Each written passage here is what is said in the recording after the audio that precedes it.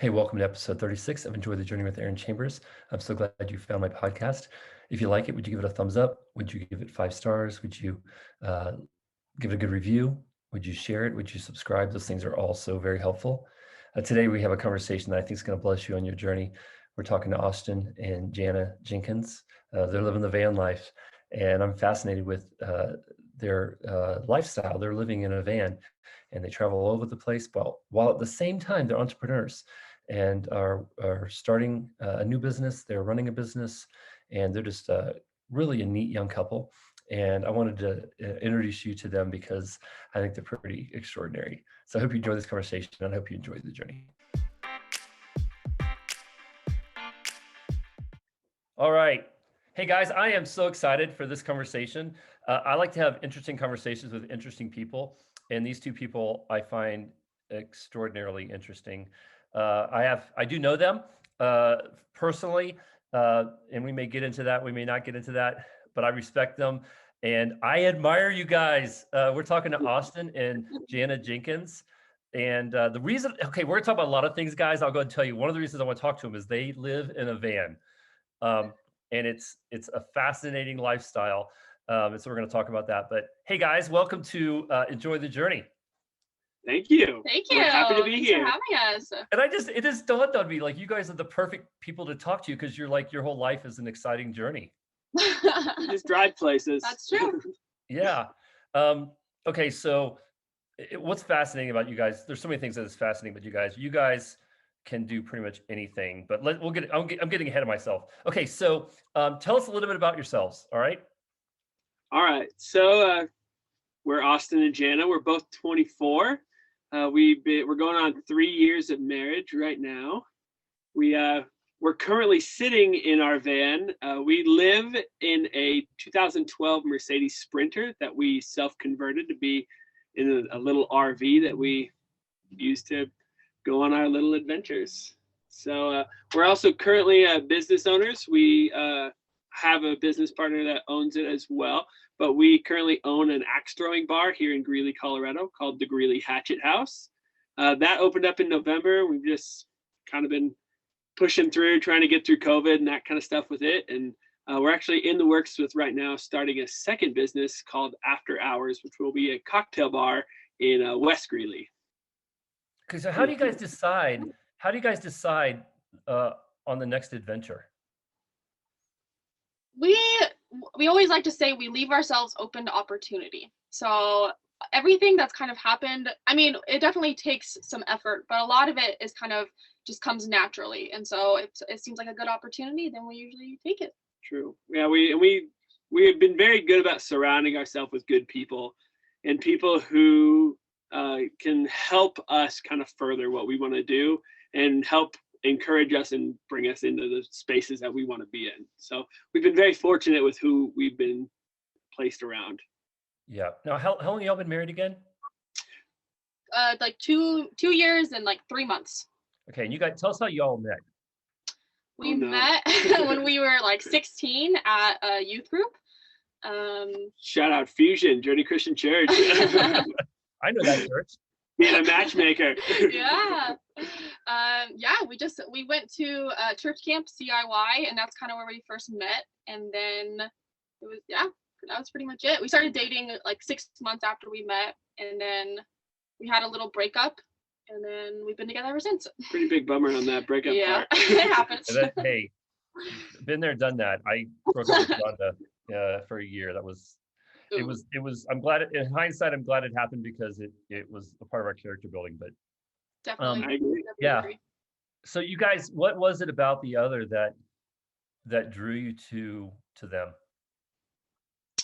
I always really liked that Austin was always the one who would help lead the conversations in youth group, because honestly, part of it is because when you're that young, sometimes youth group conversations can get kind of awkward. Like they ask a question and then there's like silence because no one wants to speak up. But Austin always took the lead, and I always thought that was really cool. And I do terrible in awkward silence. I do not do well. So, but for me, I was just this homeschooled kid who never really knew the outside, and she was outside, and that was pretty good for me.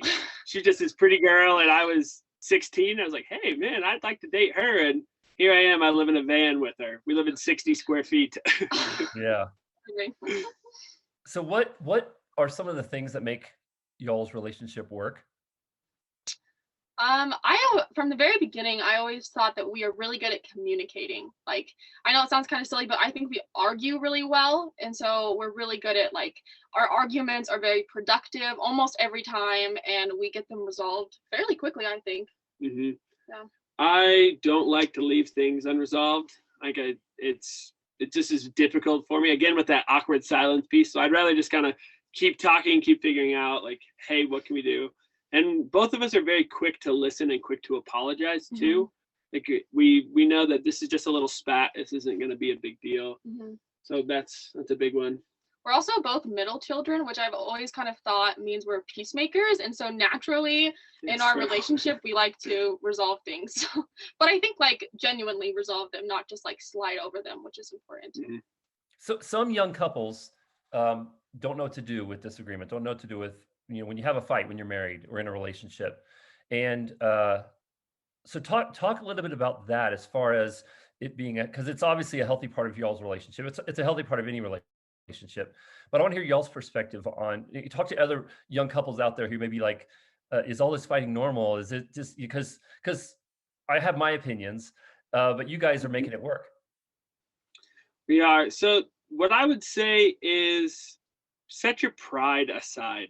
Like, don't be too proud to admit that you screwed up, and don't be too proud to say you're sorry, because that is the biggest, in my opinion, the biggest way to resolve something, especially a fight between your significant other. And if you just are like, I'm so sorry that this happened, or I did this, how can we move on? And then that's when you start laying the groundwork for, this is how we're going to fix this. Like, that's a big thing. And be quick to listen. Like, each person is either one is upset or you're both upset, but you need to figure out why. And you need to sit and say, what's going on? Please talk to me, and sit down and not make it a hostile environment. Anything to add? I also would say learn how each other, like, communicates and argues, because for me, like, if we're having a argument, communication, whatever, I like to sit and think about what I'm going to say. And at first he took that as, she's mad, she's not saying anything. And so once we, like, communicated that, no, I'm just processing, give me a second, then that's really helped too. I'm very shoot from the hip and keep talking, and usually I get myself in more trouble. So. Yes, also what he was saying is that, like, if he ever does that, he's very good about being like, no, I didn't mean that, like, taking it back really quickly. I just said that, can we just forget that, and then we can move on quicker. So slow down. What? I said slow down. That's advice. Yeah. Talk about what's one bit of wisdom you picked up from your parents, or another relationship that has been a good role model for you? What's one bit of wisdom you picked up that has been especially helpful in the unique challenges of any relationship, include just your relationship? Something my parents have always said that we've used a couple times too is, like, let's see if I can explain it right. So you set a number on how important something is. Like, if this is a small example, but if I wanted to go for a run and we needed to go get groceries first, it's like, well, how important is the run to you before we get groceries? And if it's like a 4, then he knows it's not that important, so maybe we can just go get groceries first. But if I'm like, no, it's a 10, I need to go for a run right now, and he's like, okay, if it's a 10, then you can do it. So kind of just, it helps you kind of put in perspective on how important something is to the other person, if that makes sense. That is brilliant. That is, I love about that. What I love about that, Janna, I call you Gene too. So what I love about that is that it's, I love giving your spouse or your partner clear targets to hit, and setting them up for a win. And Gene, what I love about that is that is setting up your spouse for a win. Like, okay, this right now is a 10 for me as far as priority goes. And then your spouse hears that, they're like, okay, like if they miss that, then it's on them. Like if they miss obviously that was very important to you. Yeah, that's true. I love that. Austin, what do you have? Ooh, can we restate the question? What is one bit of wisdom that you picked up from parents or a couple that you admire that has been especially helpful in y'all's relationship? Ooh, That's kind of goes back to what I said earlier. Just the being quick to listen and quick to apologize. That's a very big thing for me. Is like my parents are like that. They especially now, like they've gotten so much better at not getting like hot-headed and getting upset. It's just I'm sorry, let's sit down, let's slow down, let's talk about this. And another big one, like for me, I'm not intending this to be talking all about arguing, but I feel like that's a good thing to talk about, because a lot of people struggle with that in their relationships. But I don't remember what I was going to say. Okay. No, well, here's the thing. Because I'm asking for a bit of wisdom, and you're talking about something you got from your parents. But here's, I know, because if I'm watching this and I don't know you, and we're going to talk about the fact that you're living in very small space, 24/7. I'm thinking, how do you do this? How do you navigate the challenges? How do you navigate the fact that you're both smart, strong, independent adults trying to do life together in a van? I think it's interesting the conversation's gone that way, because I feel like that's if I'm watching this, that's one of the questions I want to know is how do you not kill each other? Yeah. Oh, there's times. So like you just gotta get used to kind of being on top of each other. Yeah, and giving each other space. I remember sort of what I was gonna say is my parents have a phrase. They say, "Am I helping or am I hurting?" So like, that's good. When you're doing something, like I ask all the time, especially like if something's wrong with her and I was like, hey, can I help? And then like I can be overly helping to the point where it's hurting. So I say, and what I'm doing, is it helping or is it hurting? And that can even come with regular things like, oh, she's gonna change out something in the fridge and I'm in the way. Am I helping or am I hurting? Like, I'll just get out of your way and let you do it. Mm-hmm. Once again, I hope people write this down. Those are two great practical tools like this. And I love that because each one is very practical and very clear, and it sets up your spouse or your partner to succeed. Setting a priority number to something. I love that. And then, am I helping or am I hurting? That's good stuff right there, man. That's worth the price of admission right there. Thanks, how early on in y'all's relationship did this idea of the van life, because I want to honor it, because it's actually a really cool lifestyle. And I know that every time I say it, I keep thinking about Chris Farley, talking about, living in a van down by the river. Yeah. You have no idea how to hear that. Yeah. I'm so sorry. I just thought, you're maybe too young to remember that Saturday Night Live skit. But it is actually, because I follow you guys, and we'll give out your address later on. And it's really a really cool lifestyle. So when did you guys kind of decide you were going to try this out for the first part of y'all's marriage? This is all her. Yeah. Well, because when we first got married, we were young, so we weren't ready to like settle down, have kids, or get a house or anything quite yet. And so we were looking at kind of adventurous things to do. So we looked at a couple of things. We looked about like backpacking around Europe, or like doing a workaway thing in another country or state. But just none of it felt right. It just felt like not sustainable. Like it'd be something, something to blow our money on, which would be fun, but nothing we could do long term. And then one day I was like scrolling through Instagram and I saw this couple and they were living in a van that they built. And I was like, I think we could maybe do that. So I think I literally just showed you the post. You did. And I think I thought about it for a day because I was like, this is going to sound kind of crazy. And then I showed you and you were almost immediately on board. Like I don't know if you thought I was totally serious, but you're like, wow, that's cool. I think we could do that. And then I was like, wait, let's do it. And then we took like 3 months maybe to think about it and pray about it and look for vans, or no, not even look for vans, just think about it and then do some more research. And then 3 months after I showed him the Instagram post, we started looking at vans and we bought one. Mm-hmm. Okay, let me go to 30,000 feet for a second and talk about, I love the value you guys have placed on traveling. Talk a little bit about that, how that got into your DNA and just what traveling means to you and what you've learned from traveling. Mm-hmm. I'll start. Yeah. So that's a wild. So her family always does a big vacation every year, but they also do a lot of little vacations too. And so like my family was more of a big vacation every couple of years. We had there's 5 of us kids. I'm one of 5. And so just like vacations were a little more difficult.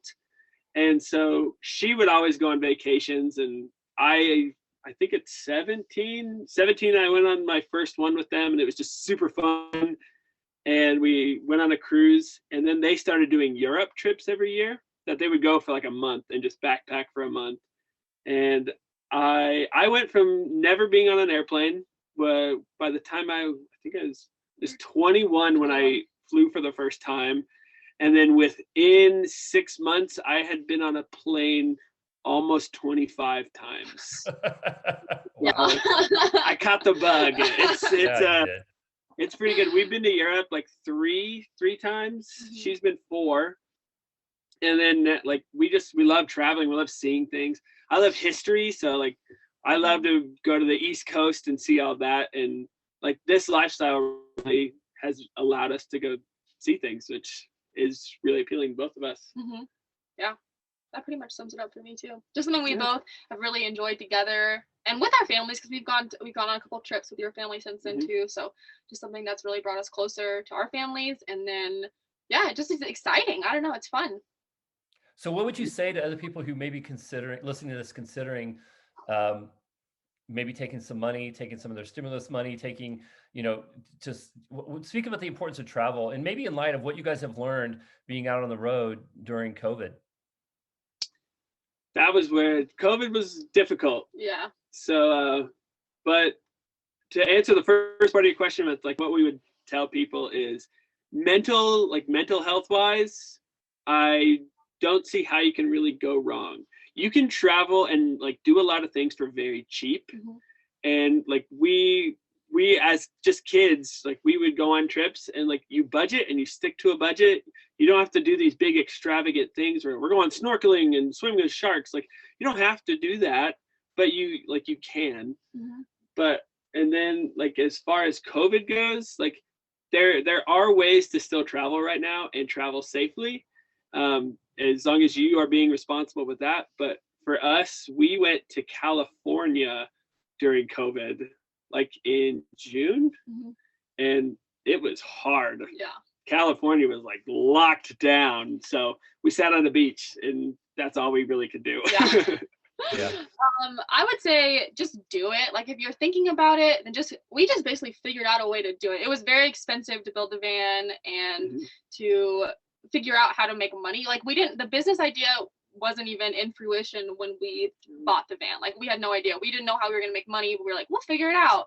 And so I think just we've always been kind of risk takers, I think. And so kind of getting in the mindset of taking calculated risks of like, no, I think this is a good idea. I think we can do this. And then just going for it, just figuring it out. Cool. So what's been one of those beautiful places you've ended up? Oh man. Jackson Hole. Yeah, that's our favorite place. Jackson Hole. Yeah, we had never been, and we've been back twice now. Went twice in a month because it was so great. We left. We're like, let's go back. What draws you back there? Just the mountains are just so beautiful, and there's so much hiking to do, and also camping there is really easy, like staying in the van, and it's very like spread out, and so it's like COVID safe, and it's been I think our easiest experience finding camping, like a place to stay. And y'all meet a lot of interesting people doing this? We've met some wacky people. We met some wacky people. The VanLife community on Instagram and like YouTube and stuff is so welcoming and so nice. Like I have never experienced an online community like that, and I haven't heard of one that's so nice either. So they're very supportive, and so if we ever get the chance and we're in the same area, we meet up with them, which is just has been so fun. So we've met a lot of really cool other van lifers. It's fun because you ask them questions like, how many watts of solar do you have? And they like will go on about it, and you can't talk about that with just anyone, What did you just say? How many watts of solar do you have? I was just thinking about that. That's so interesting. Yeah, that would be definitely a van lifer topic of discussion. Yeah. Oh, it's our very first question we ask. So what's one of your favorite parts of your? Can you show us around a little bit too? Yeah. Yeah, because I think you're fascinated what this actually looks like. Because you're in a van. You're in a 2012 van. Yeah. So those of you that get motion sick, hold on tight. So we have our back windows. We close this to help with exposure. But I'm just gonna kind of stand up. So right where Janna's sitting, we have a bench right here that's our refrigerator and freezer. Whoa. So right Yeah. And all my stuff is on here, but we have a toilet right there. Got it, handy. Have yet to use it. But, as we kind of make our way back, we've got our cooktop here that all runs off propane. And then we haven't done the dishes because we went skiing yesterday and had grilled cheese. It's all good. We've got a big deep sink that makes it easy to do dishes, a big commercial faucet, and a filtered water fountain. We've got our cupboards here that hold tea kettles and plates and bowls and food. And then we've got our bed back here. Cool. So our bed is it's a little wider than a queen, but a little bit shorter. So I'm 6 foot, so I have to sit at an angle. But Okay, gotcha. you honestly just get used to it. Yeah.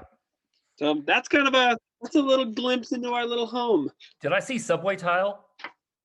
Backsplash? Oh, Yeah. there's subway tile Yes. Did right you- here. Let me turn the Oh, that's beautiful. right here. Thank you. I did that. Oh, that's great. That's my claim to fame in the van. So you guys, did you guys do all the build out pretty much? We did absolutely all of it. So we bought our van wrecked.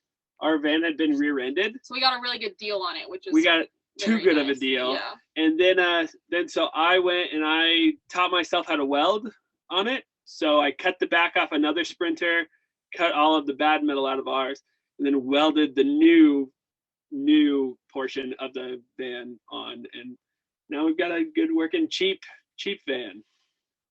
Wow. What kind of gas mileage do you guys get? We get 20 miles to the gallon because it's a Wow. diesel. Oh, it's diesel. You said that. So that helps. That helps a lot. Now, how much? So you mentioned the solar power. How much of your energy do you draw from your solar power? So we're completely solar. All of our stuff is run off of our solar panels. So we have 4 100-watt solar panels on the roof, and then we have, this is where this is going to go over most people's heads, but we have 400 amp hours of AGM batteries in our little, under our bed in our little garage space that our entire van runs off of. So on a sunny day, we'll never have a problem, but like on a cloudy day, we've got about 3 days worth of power. Okay. Mhm. Wow. So, So a lot of stuff. Gene, what's your favorite part of your home there? I don't know. I love all of it. It's hard to even, I mean, I don't know. I love we just redid our walls actually. So that was a big thing. We've been stationary in Northern Colorado for a while because we have been redoing parts of our van that we did cheaply and quickly in our first build. So we just redid our walls and no one will even notice. Even on Instagram, you can't notice, but I am so proud of them. I think they look so nice. Just cleaner and Just nicer. so nice. Yeah. The little things. When you're in 70 square feet, it's the little things that make a big 70 square feet. That's amazing. difference. It gets pretty tight. It does, yeah. It's a one butt kitchen for sure. Yeah. Austin, what's one of your favorite parts about the van? Favorite part? I don't know. We built it all, so like it's a dumb answer, but I love every bit of it. Like it's so fun I'll give a specific, but my favorite part is just like when we're sitting in here. There's been so many times we're just in the middle of the woods, literally no one's around, and it's just fun to look around and be like, we did this. Like every piece of this we've had our hands on. But my favorite part is probably the sink, which is dumb. It's like we've been around so many vans that just have tiny little like RV sinks, and I was like, I want the biggest sink because if I have to do dishes in this tiny van, I want it to be as easy as possible. And I can wash my hair in it and stuff, which is really nice. True. So that's a really good. Everything has to serve 2 purposes. Yeah, that's true. Okay, so explain that. So like you don't have the amenities that you would have at home or in a house. And so like our bench that we're sitting on doubles as our couch. It holds our fridge, it holds our toilet. And like if we ever have anyone staying in the van with us, like it's another place to sleep. Like it's about as wide as a single bed. And like a couple other things is like our sink, Janna can wash her hair in it. We have cabinets that we specifically designed to like hold propane, but also hold all of our food and stuff. So everything has a place. Like with certain hooks will are there for structural reasons, but also like then we can hold our keys and stuff on it too. What's been the most challenging experience you've had living the van life? This morning is a little rough with the diesel freezing. Yeah, it's really rough. But one of the hardest parts, like specific to van life, is finding a place to park. Yeah. Because our wheelbase is 170 inches. We're about 200 inches total, and so we always have to find like 2 parking spaces, or find a place to parallel park and walk. But our campsites, we've had to make a 17-point turn on a little dirt road, like a log road, and we thought we were gonna like tip over at one point. It was terrifying. Yeah, but we survived. And finding water, that can be a challenge sometimes. Oh, that's true. Because we have a water tank, so we're totally self-sustainable, which is nice, but we do need to refill our water like every 2 weeks, maybe? Yeah, every 2 weeks. Every 2 weeks. So sometimes it can be hard, especially with COVID, like finding a gas station that will let you fill up, or a water spout or something. Yep. And so you've had a chance to see some amazing things, I can imagine, and wildlife. And how long do you see yourselves doing this? Because I asked the question earlier, and I thought that's not really fair. I said, you started off your marriage living the van life, but talk about like how you guys see this fitting in, because you obviously, I think you're going to travel the rest of your lives no matter what. How long do you see this? How do you see this fitting into the big story you guys are living? Well, the original plan when we got the van was to build it out, live in it for at least a year, and then sell it so we can put down a payment on a house. But now we're attached to the van, and I don't think we're gonna sell it. Probably not. It feels way too sad. And we also just love it. So a year will be June. Is that true? June this one, yep. June, yeah. But we'll definitely keep it past then, and we'll probably still live in it by then. I don't know. Yeah, we'll find out. Past then, yeah. Does your van have a name? Yeah, it's Guinevere. Is that something you could share? Yeah, its name is Guinevere. It's from the movie Onward. We watched that when we were building out our van, and the adventure van in that movie's name is Guinevere. So we stole it.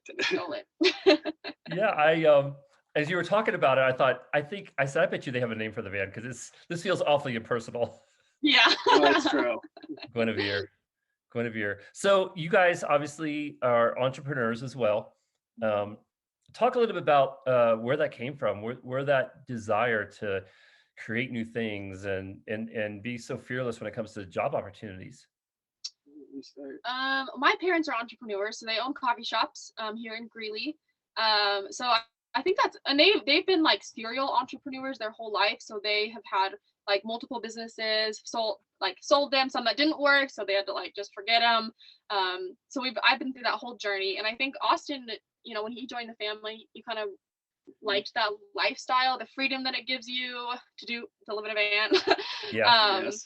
And I think, I don't know, we both naturally have that in us. Like Austin, you've had, Austin buys and sells trucks, at least he did when we were stationary.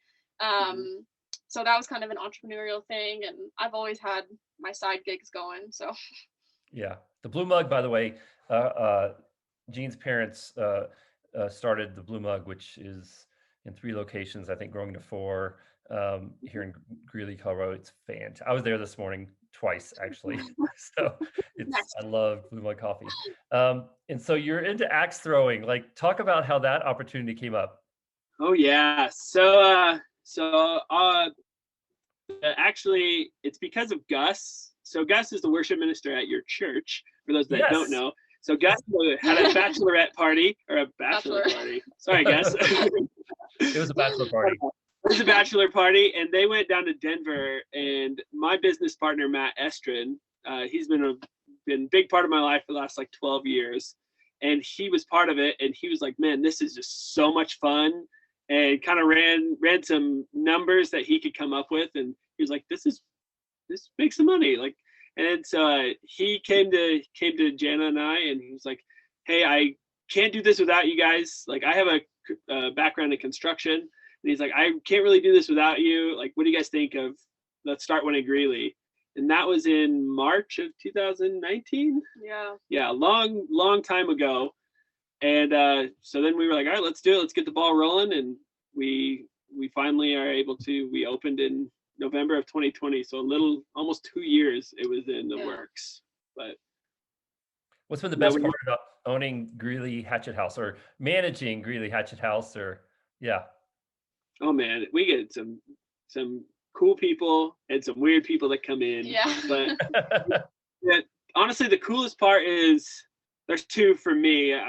I'll let her answer if she has other ones, but like it's been really fun for me because like I've gotten really close to Matt.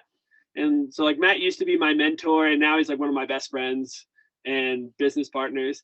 But that's also just so fun because I love the inner pinnings of how like things work and I like to be on the inside. And now I'm on the inside and it gives us the freedom to kind of live our lives how we want to. And it gave us the opportunity to build not only this cool thing that we get to share with people, but that we also get to like benefit from. Mm-hmm.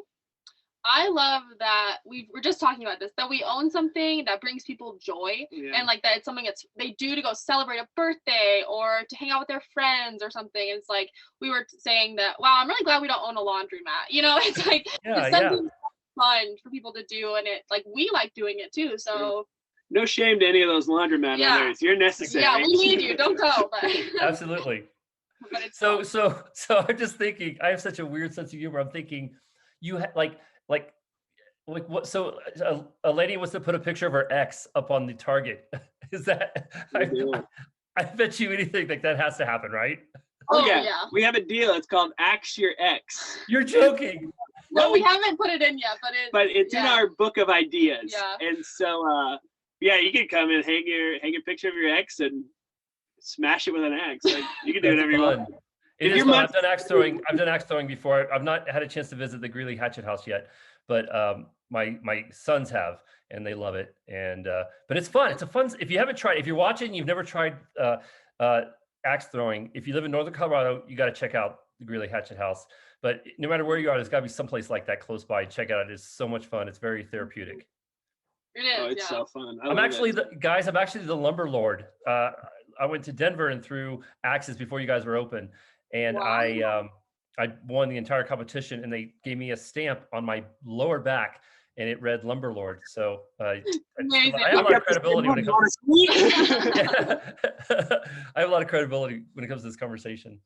So guys, talk about like some of your business instincts. Like what is it? Like what are some of the things that tell you it's a good business opportunity? Ooh, that's hard. Well, it is, but also my parents, what we've kind of learned from them with their entrepreneurship is that if it's right, then everything will fall into place usually. Like if it's God willing, you pray about it, you think about it, and then you like almost with all of these, we've had some other opportunities that have come up, and we didn't feel right about it. You know, that gut feeling of like, I don't know. So usually if everything falls into place, then like it's the right thing to do. That's true. Your gut is one of the best determining factors for anything. If you don't feel good about it, it's not going to go well in most situations. Yeah. And we believe that that's, God's voice speaking to you. Yeah, absolutely. Yeah. Like absolutely. That's a good thing. Yeah. So any other tidbits of wisdom you've gotten in regards to business that you picked up along the way or just learned from practical experience? Big one for me is we live in the time with the internet. You can learn almost anything for free. Yeah. Use it.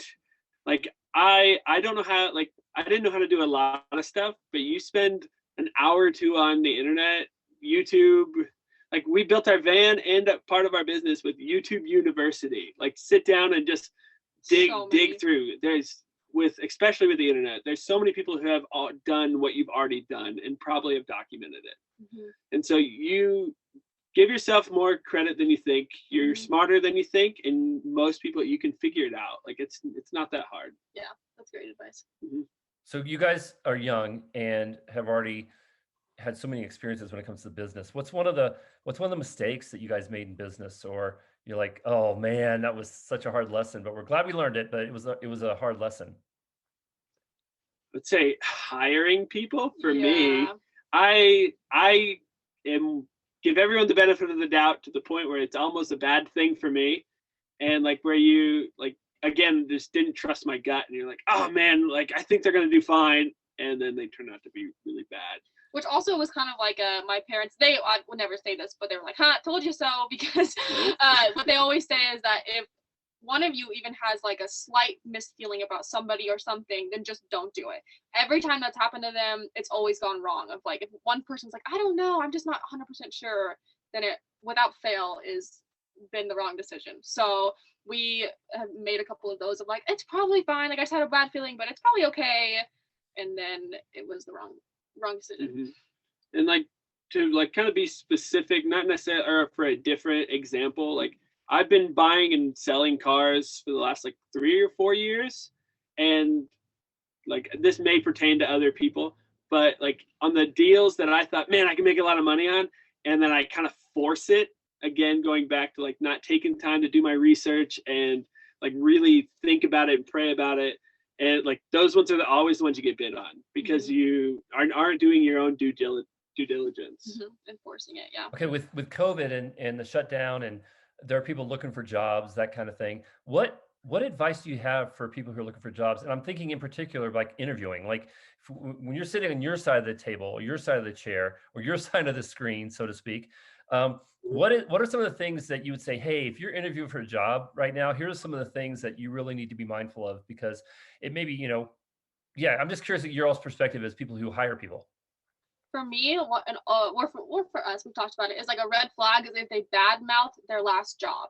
Like if they're like, the managers were just terrible, they were so mean, they stopped giving me hours, then it's always a red flag of like, maybe they weren't giving you hours for a reason, or like, I don't want you to talk about me the way you're talking about them to your, your coworkers or whatever. So that is always a red flag for sure.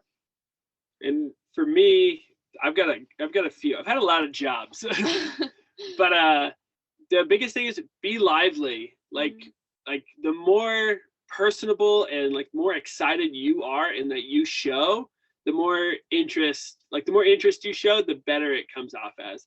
Like for us, we interviewed a couple people when starting the Hatch House, and they were just so monotone and so like, I was like, I feel like you're wasting my time, because it's like, you don't want to be here. Like, why am I going to sit here and talk to you for 20 minutes when I could be talking to someone else? So be lively. Also do your research. They like know a little bit about the business, like maybe stop in before your interview, like a couple days, and just kind of figure out what kind of the underpinnings are. And another one is, if you can make them laugh, that's a good thing. Everyone that I've either made laugh in an interview or has made me laugh during an interview, it's always so much better, because that just breaks down one of those barriers. Yep. So talk to us about After Hours, this new project. So it's gonna be a cocktail bar. So it's actually in conjunction with my parents. They're opening a brunch place. So it's gonna be in the same building as their brunch place. It's kind of this style is like an up and coming trend now. They have some in Denver and they have some in Seattle, I think, and just bigger cities, where it makes rent cheaper because you're splitting the cost of rent and utilities and all that. So it's much more affordable option.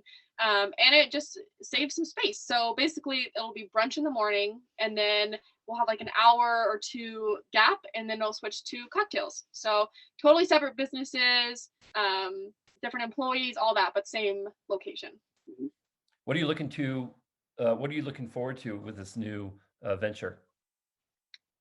This one's all you. Well, I think like just learning how to run a cocktail bar. You might have noticed we do a lot of things. We get bored easily. So like, not that the Hatch House is boring, but it's already going so smoothly that we're like, okay, we're ready for something new. And when we did the van renovation, they're like, we miss having a project. We love working on things and just making our minds work. Like it makes us feel creative. And so I think we're looking forward to that. Yeah, so I'm looking forward to have it just one more thing. Like I hate being bored. So yeah, I'm really looking forward to the build out and just the process. I love the process of things. You guys obviously have a healthy relationship. How do you guys keep balance? And with all the things you got going on, how do you keep balance in your life? Ooh, it's not easy. It helps that we're doing all of the things together.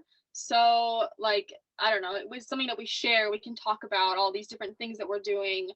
But with that is the challenge of like making sure we still date each other. You know, they always say that, but you never know until you're in it of like, oh yeah, we need to go on a date, you know, like, cause we've had dinner every night this week in our 70 square foot van, but we haven't like gone on a date, you know, or like really spent some time together. So and being like communicating too, just like going back to what we said at the very beginning, just laying out your expectations and like asking the other person's expectations, like that's a big one too. And we both know each other's strong suits also, so we are very good at delegating like what needs to be done to who is going to be best at doing it. And we ask for help a lot, which that helps with balance too, because if one person gets weighed down, the other one is going to fly off the teeter-totter, and that doesn't help at all. Yeah, that's a great analogy. So as you think about the future and you decide like where we're going to go next, or how we're going to handle this challenge, or talk a little bit about how you guys set your goals for yourself as a couple. Because I know you both, you know, knowing you guys, you both are very strong individuals and very talented, and the synergy, and you pull together with a lot of great synergy. How do you guys like talk a little about how you all plan, and like lead us through how do you decide where you're gonna go next on your van life adventures, and talk a little bit about that. So I'll kind of start. Janna is so much better at that than me. I'm not a planner. I'm not good at planning things, and she is. So she really takes the reins on that one. She does a very good job. But as far as goals, like she's very good about setting goals and writing them down. And like I don't write down goals, but I have like ideas of what I want. Like I want to be successful, and so like that's my broad goal. And so I try to figure out whatever I can do, whatever opportunities come up to do that. And so help me here. No, that's good. I don't know. Where we're gonna go kind of depends on the weather, like what activities we want to be doing, or if like we want to go visit someone. Like we went and visited his sister in Seattle for a while, and that kind of stuff. Or like if we see that our van friends are going rafting, and they're like, okay, we'll go there so we can all raft with them, and that kind of stuff. So the adventure and people draw us places usually. And with the weather is nice too. Like we've been in Colorado for a while because we love to snowboard. So we have been basically living in the mountains, snowboarding, which has been really fun. It's super fun. And as for goals, I don't know. I guess I have goals, but I don't really write down goals. Like I have more broad things that we want to be doing, but like we were saying before, just different opportunities. Like we have both always from the beginning wanted to own our own business, but we never knew what that was until the opportunity was like, oh, we can own a hatchet house, you know? Yeah. So, and then the after hours cocktail bar, that came very naturally too. So, yeah. So what places are on your short list for visiting with you in your home on wheels? Grand Canyon, that's next. That's our next one. Grand Canyon and like Antelope Canyon and Horseshoe Bend. Yeah. Those would be. That's where we're gonna head. Also for the warm weather, it is too cold. I hate it. Yeah. The snowboarding is fun, but when you're not snowboarding, it's not fun. So we're ready for some warm. So let me, you guys, I heard you dream a little bit as you were talking about your future, and let me ask you more specifically. I mean, realizing obviously you're in the middle of a great adventure in the van life. You're in a great adventure running the Greeley Hatchet House and after hours. Okay, so let's look forward. Like, so what is the dream for you guys? Like what do you see yourselves doing in like 20 years? Ooh, that's hard. Oh man. 20 years. 20 years. We would love some children, some babies, and I guess, I don't know, I would love the idea that we could, I think it will get more difficult as we get older and have kids and like more businesses and whatnot, of like the freedom that we have now, but hopefully we'll be able to maintain that somewhat throughout our, the rest of our lives, but especially in 20 years, having this freedom again of like having it more stabilized, of we're not starting businesses anymore maybe, but maybe they're running smoothly so we can go do things, or have like some good systems down so we can maintain this lifestyle. In 20 years, hers was so deep. I'll hit the shallow aspect of it. Is I want a house, but we'll have a van or an RV or something. but well, I want a house with like a bunch of land and a big shop and a place that we can just like have people come and do stuff. And like we love taking care of people. That's a big thing that we do. And like I want to be able to have space if someone's like, hey, I'm out of like my car broke down, and I was like, bring it over, I've got a shop, and like we'll take care of it. Or someone's like, we're in between places to live, and like, hey, come stay with us. Like I would love to be able to have the opportunity to like serve people, and like I want to be a good stepping stone for people to getting into their next thing. So many people have done that for me, and I would love to pass that along, and hopefully we can in 20 years. And also, that's great, baby. And also, back to like the whole traveling thing. Before we got married, we set a goal of 50 states, 50 countries by the time we're 50. True. So we're getting close. We're getting close. Not with countries. COVID kind of stopped that, but I think we're on 12 countries, I think. So. So did you say you guys are 24? 24. Yeah. So you're millennials, right? Is that the title, or what are you? Is Zillennials, because we're technically in between. So Gen Z is calling us Zillennials. We're Zillennials? Zillennials. Z. Zillennials. Okay, all right. Okay, so I love young people, and I love. I think I just have such a high regard for young people and for you guys. What do you think are some of the misunderstandings that people, when they generalize your generation, what do you think are some of the misunderstandings that people make about your generation?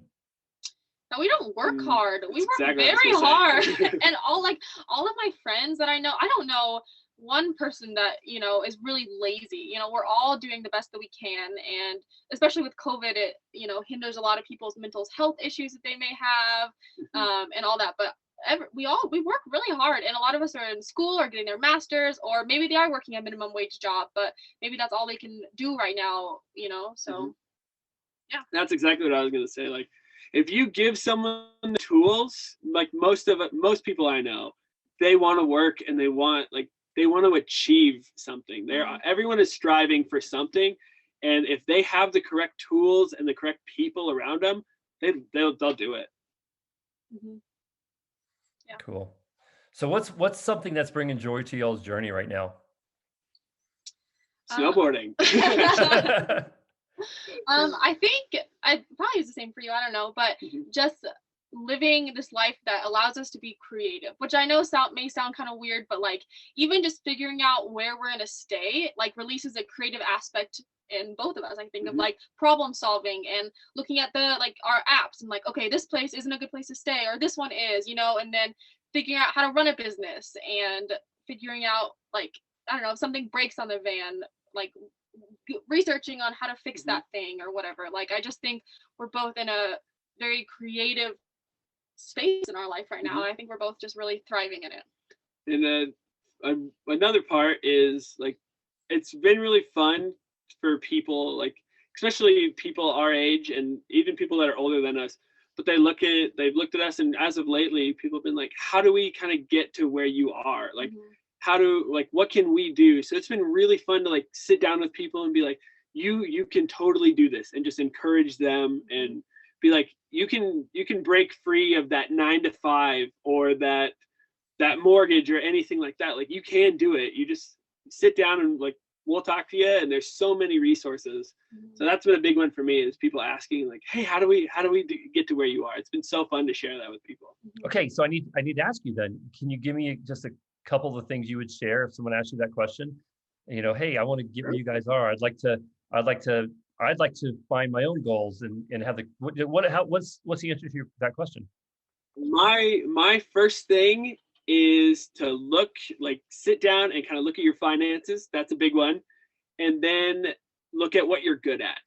So like so many people like look at what you're good at and use that to make money. So, and a lot of people, like when people throw things away, this is a big one for me, is like people will have something that's broken and they'll just throw it away.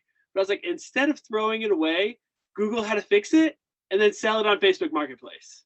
Like there's so many, like my big thing is so many people you can make extra money. And when people have extra money, their spirits get lifted. Like it's not necessarily tied to money brings happiness, but it definitely helps. And so like there's so many opportunities, or like free stuff. People put free stuff on Facebook Marketplace or Craigslist. Go get it and then sell it for $5. Like just that's my first thing is let's start making a little bit of money. Let's start helping you get out of any holes that you could be in.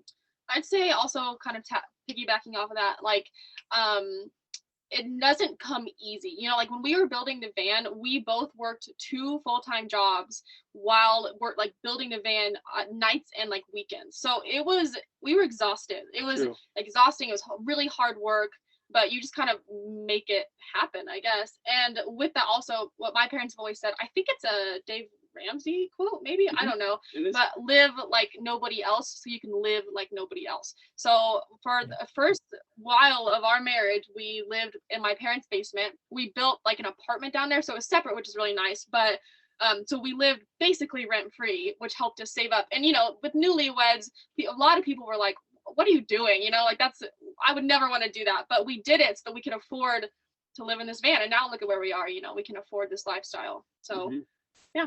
One more thing is don't be too proud. Never be too proud. Like humble yourself before you get humbled, because it's way easier to humble yourself than have everything just kick you down. You guys, I want people to, you know, there's a lot of people who will listen to this and not see it. And if you're listening to it, I want to encourage you to get on YouTube and watch it as well, because it dawned on me, you guys are living a beautiful metaphor. Because hearing you describe, Austin, you know, taking trash and sell it, or take trash and fix it. And Guinevere was a wreck. Like when you found her, she was a wreck. Yeah. And she's beautiful. And you guys are living this beautiful story and in this beautiful metaphor of just what can happen when you have the belief that broken things can become beautiful. Yeah. So thank you so much for taking time to talk with me. And I'm excited for people to hear this conversation, and safe travels. All right. Thank you. Thank you for having us. We really appreciate it, Arron. Oh, my pleasure. You guys take care. You too. We'll see you later.